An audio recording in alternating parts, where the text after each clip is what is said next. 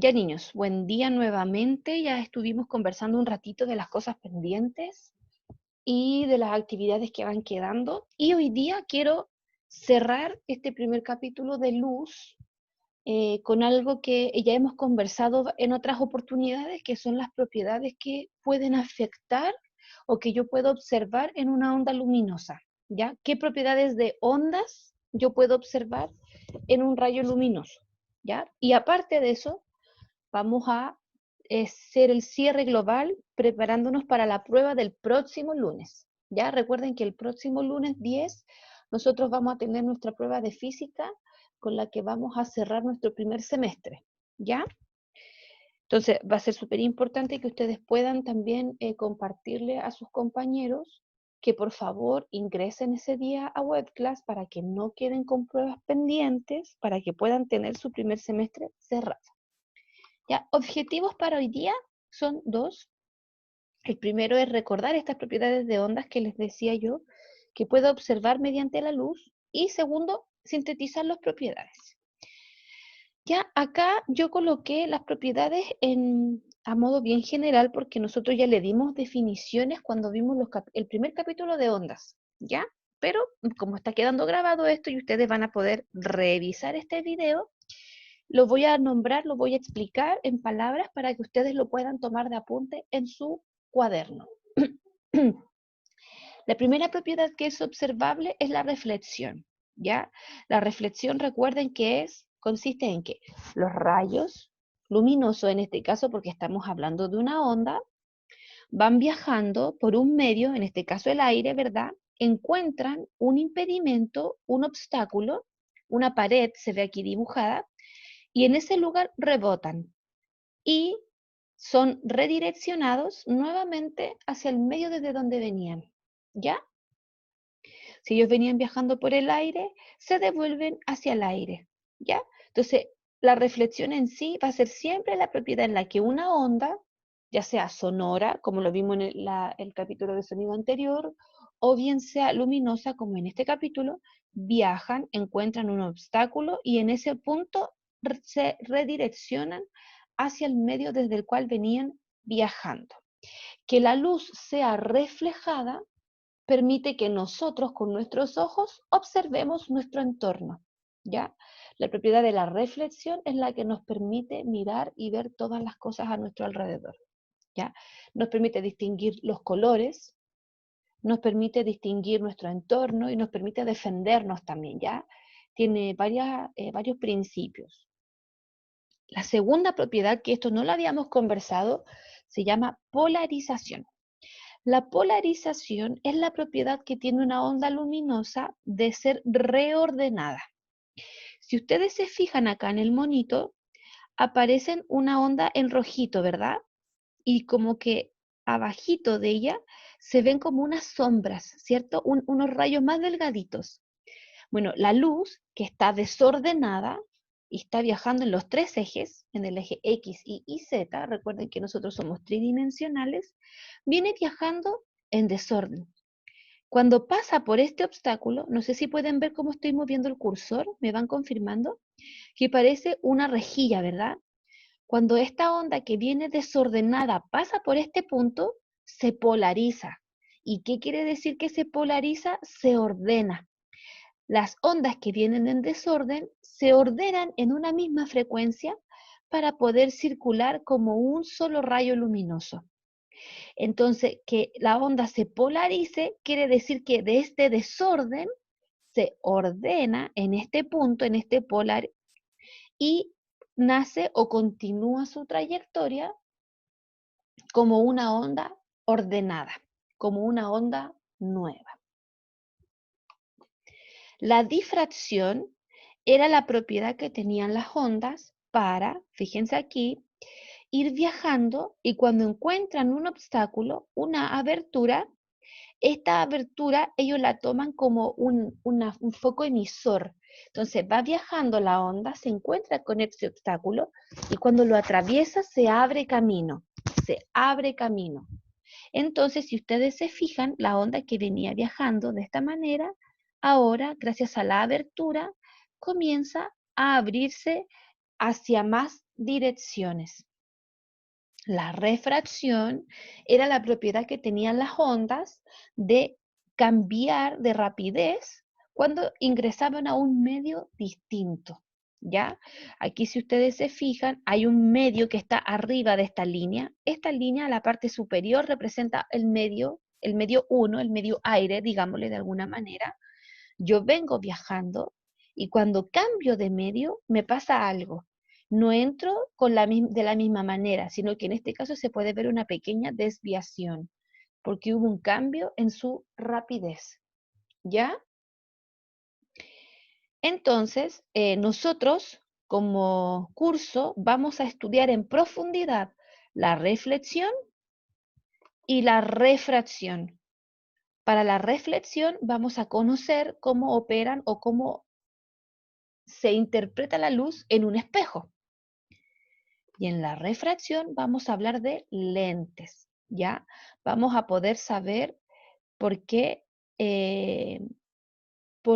por ejemplo, yo puedo tener un astigmatismo, una hipermetropía, una miopía, cómo puedo corregir, por qué el doctor me receta este lente y no otro.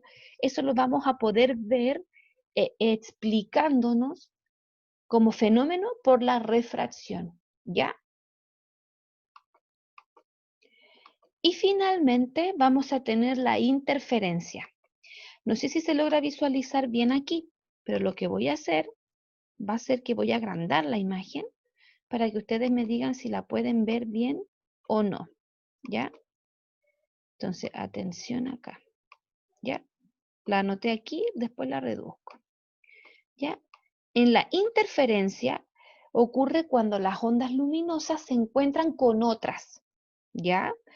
Y ocupan como el mismo espacio, ¿ya? Si ustedes se fijan aquí, hay una linterna, ¿cierto? Que se está iluminando y que está pasando la luz por este espacio. Este primer espacio que está aquí corresponde a una difracción. Si ustedes se fijan, entra por un orificio y se abre camino. Cuando entró por este pequeño orificio, encontró otro tope, pero en este caso no había una entrada, sino que habían dos entradas. Cuando la luz vuelve a difractarse en estos puntitos, se empieza a abrir camino. Y hay momentos en que las ondas que entraron por la parte de arriba chocan o se encuentran con las que entraron por la parte de abajo. Por lo tanto, habrán ondas que se superpondrán, que van a estar como encima de la otra. Cuando las ondas se superponen y hacen que la onda sea mayor, vamos a hablar de una interferencia constructiva.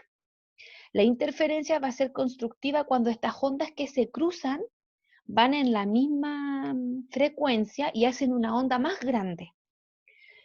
Y va a ser una interferencia destructiva cuando vayan en distinta frecuencia, entonces hay una que va subiendo y la otra viene bajando, entonces como se chocan, se anulan. Si ustedes se fijan en este espacio que está acá al final, en la parte del medio se ve como la parte más iluminada, porque en este punto está la interferencia constructiva. Todo lo que se ve en oscuridad o con la onda que está en el suelo, como con la guatita de bajada, es una onda destructiva, ¿ya? Porque se anuló mutuamente. Lo explico de nuevo. Presten atención aquí. Vayan diciéndome si es que ven el cursor, ¿ya? Porque para irles leyendo. Primer escenario, la linterna alumbra y la luz pasa por este orificio, ¿verdad? Cuando ingresa por ese orificio, se abre camino. En ese punto ella se difractó. Cuando llegó a este obstáculo que está aquí, no había una abertura, sino que habían dos aberturas.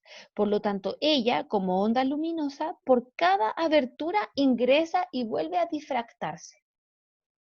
Cada por sí mismo se abre camino. Entonces, las ondas que pasaron por la parte de arriba se van abriendo camino. Ustedes se fijan aquí. Se abre camino, se abre camino, se abre camino.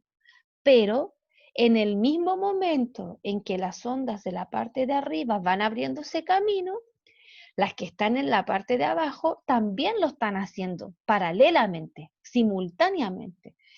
Entonces, como lo hacen al mismo tiempo, hay momentos en que las ondas chocan una con la otra, porque por dos lados están entrando, ¿ya? ¿Qué es lo que pasa? Cuando hay dos ondas juntas dando vuelta, se interfieren, se superponen. Si las ondas que se superpusieron van en la misma frecuencia, van a hacer que esa onda luminosa se vea mayor. Por lo tanto, cuando se vea mayor, si ustedes se fijan aquí, esta onda que está aquí es la más alta, ¿verdad? O la más alargada hacia la derecha, si ustedes lo quieren ver así. Y aquí me está reflejando que hay un rayo luminoso. Cuando la onda hizo una interferencia constructiva, la luz fue mayor. En cambio, cuando la onda fue destructiva, como esta que está de la guatita hacia abajo, como de bajada, hay una zona de sombra, de oscuridad total, porque la interferencia constructiva hace que se vea más iluminado y la interferencia destructiva hace que se vea oscuro. Entonces tenemos una zona un poquitito iluminada porque si se ve la onda está creciendo pero no tanto. Zona oscura. Zona un poquitito más iluminada porque aquí la onda está de subida. Zona oscura. La zona más brillante porque en este punto la interferencia constructiva fue mayor. Tienen que ir mirando el dibujo de las ondas que está en rojo con el efecto luminoso que provocan. ¿Ya? Pero para que sea aún más simple, lo debo comprender así. Cuando la interferencia es constructiva, el rayo luminoso va a ser mayor, va a iluminar más. Cuando la interferencia sea destructiva, no va a haber iluminación porque la onda fue cancelada, por así decirlo. ¿Alguien tiene alguna duda? Escuché que alguien me iba a hablar. ¿Alguien? ¿Niños? ¿No? Ya. Entonces, esto era lo último que quedaba pendiente para poder hacer el cierre de este primer capítulo. Entonces ahora usted va a activar su micrófono y va a ir ayudándome, ¿ya? Porque yo necesito que hagamos juntos una síntesis, un resumen de lo que fue la luz, ¿ya? Entonces, primero que todo, la luz, ¿dónde se produce? Me tiene que ir hablando o escribiendo si les da vergüenza. Ya, en el aire se transmite, pero no es ahí donde se produce, ¿ya? O donde se genera, si lo quieren ver. Donde se origina la luz. Ya, una fuente luminosa, pero la luz, recuerden que nosotros vimos que se producía dentro del átomo. ¿Cuándo? ¿Qué pasaba? Esto es de la primera clase de luz que tuvimos. La luz se produce en el interior del átomo. ¿Cuándo? ¿Qué ocurre? Esto es pregunta de prueba. Revisen cuadernos, rápido, rápido, y me va respondiendo. ¿Alguien?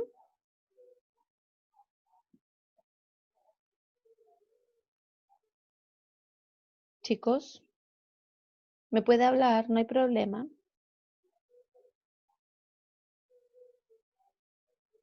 ¿Alguien, alguien?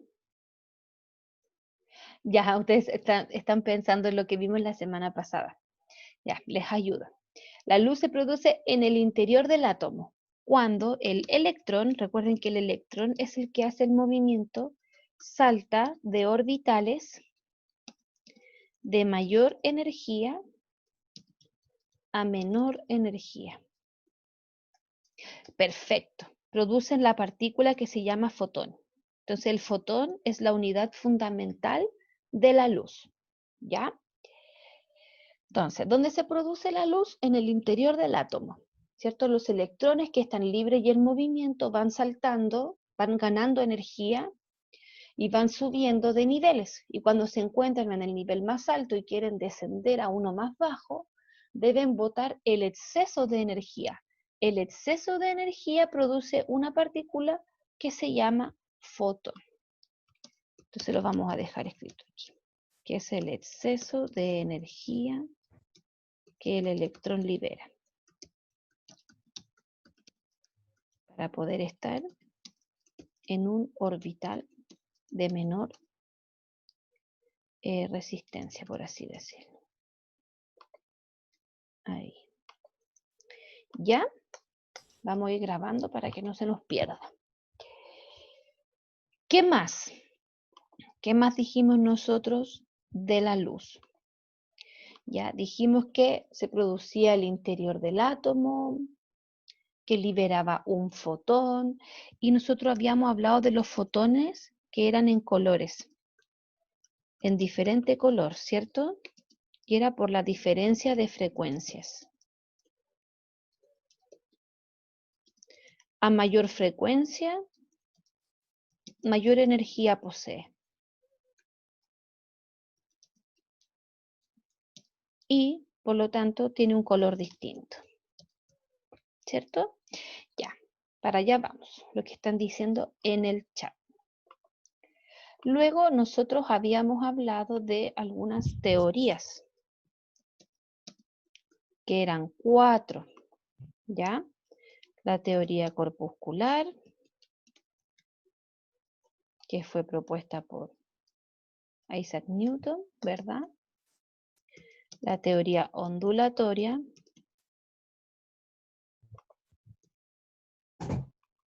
que fue, ¿alguien me puede dictar?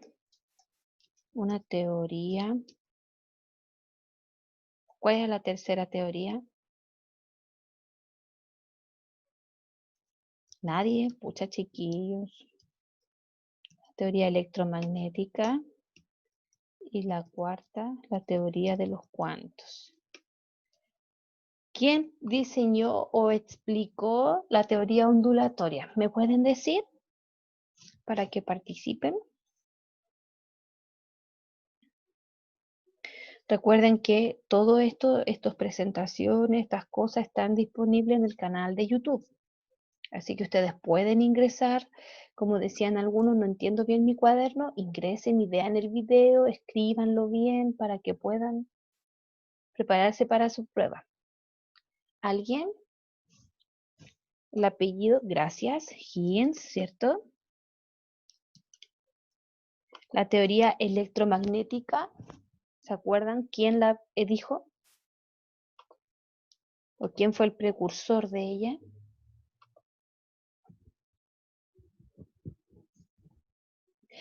Ya, Max Clarkwell, correcto. Y la teoría de los cuantos fue por Planck. ¿Ya?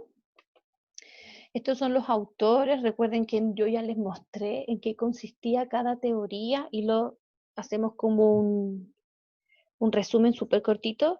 La teoría corpuscular planteaba que la luz viajaba en pequeños corpúsculos uno tras otro, teniendo un movimiento ondulatorio.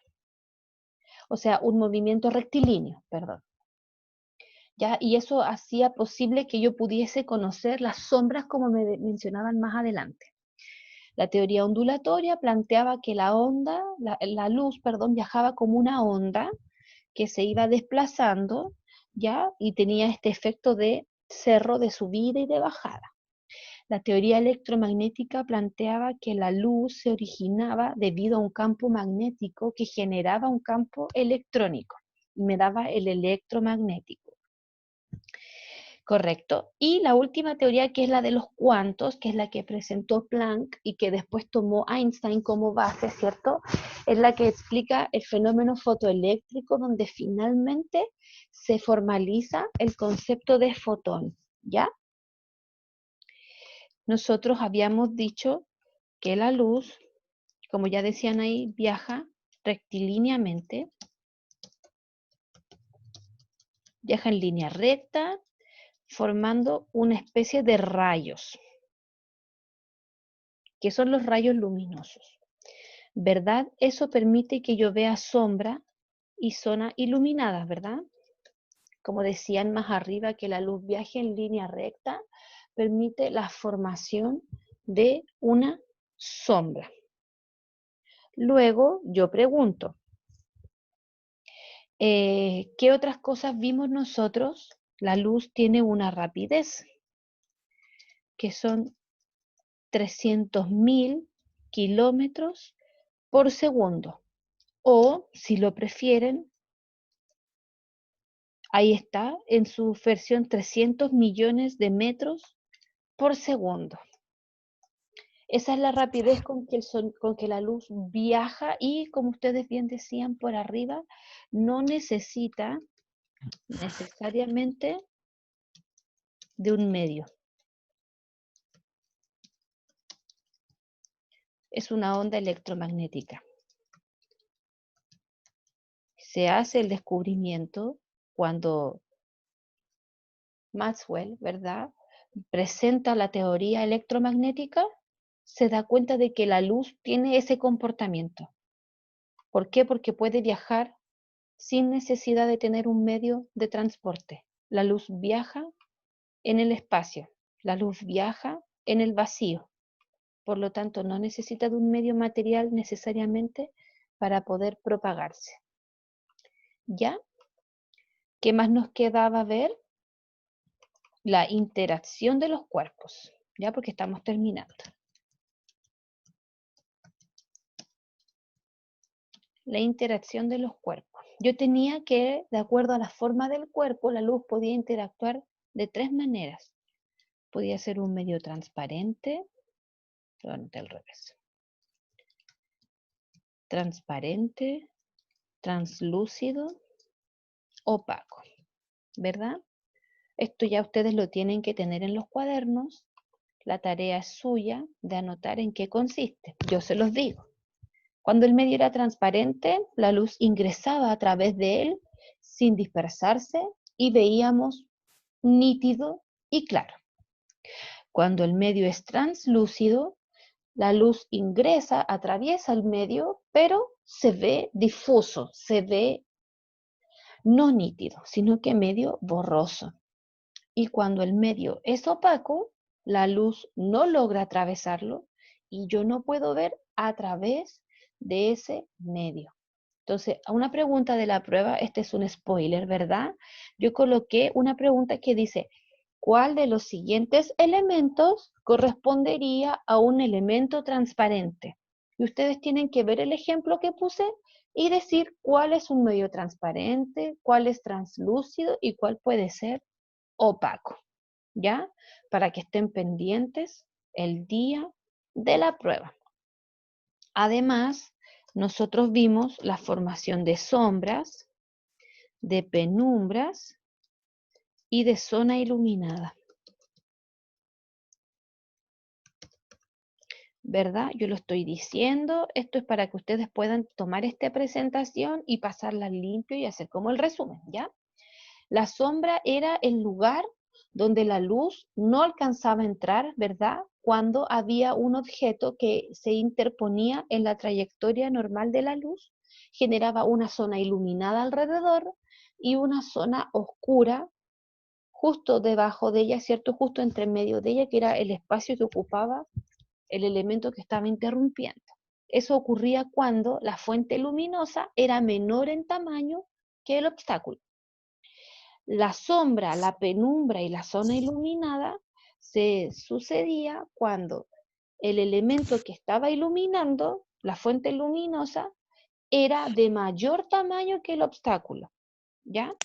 Y yo podía tener una penumbra, que era una zona levemente oscura, ni oscura ni iluminada, era como un intermedio, y la zona iluminada es donde la luz llega sin interferencia. También nosotros teníamos las fuentes luminosas, ¿ya?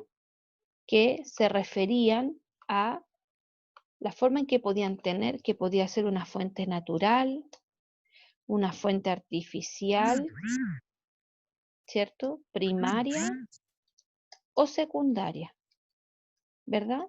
Esto está todo en las presentaciones anteriores. Pueden ingresar al canal de YouTube y ver nuevamente los videos, ¿cierto?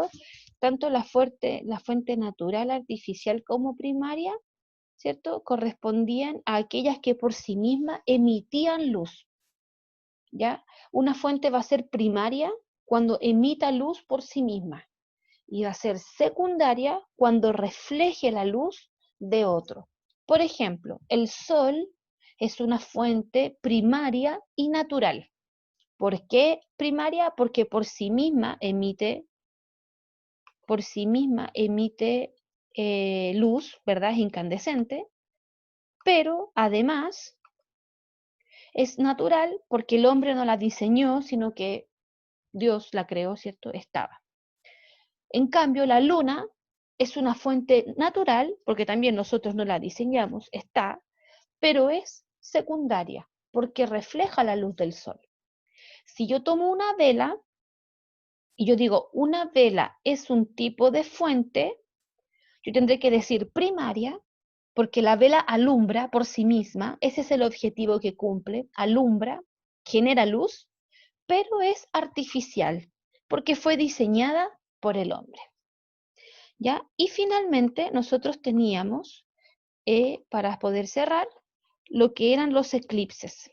¿Ya? Teníamos el eclipse solar y el eclipse lunar, ¿verdad? El eclipse solar ocurría cuando la luna se interponía en la trayectoria entre el Sol y la Tierra. Se forma este esquema. Está el Sol que ilumina, la luna entre medio, la Tierra al final. En cambio, el eclipse lunar ocurría cuando la Tierra se interponía en la trayectoria. Entonces generó Sol, Tierra, Luna. Ese esquema, esa posición de los astros hace que yo presente un eclipse lunar. Y Sol, Luna, Tierra, esa posición de los astros hace que yo tenga un eclipse solar. ¿Qué es lo que voy a hacer, chicos? Voy a subirles esta misma presentación a Webclass, ¿ya? Para que la puedan tener y ustedes la puedan descargar, porque aquí está el resumen de todo lo que hicimos, ¿ya? Pero los invito nuevamente a que ustedes ingresen a ver los videos que ya hemos hecho en el canal de YouTube para que puedan completar con la información que les falta si es que no entienden bien su cuaderno.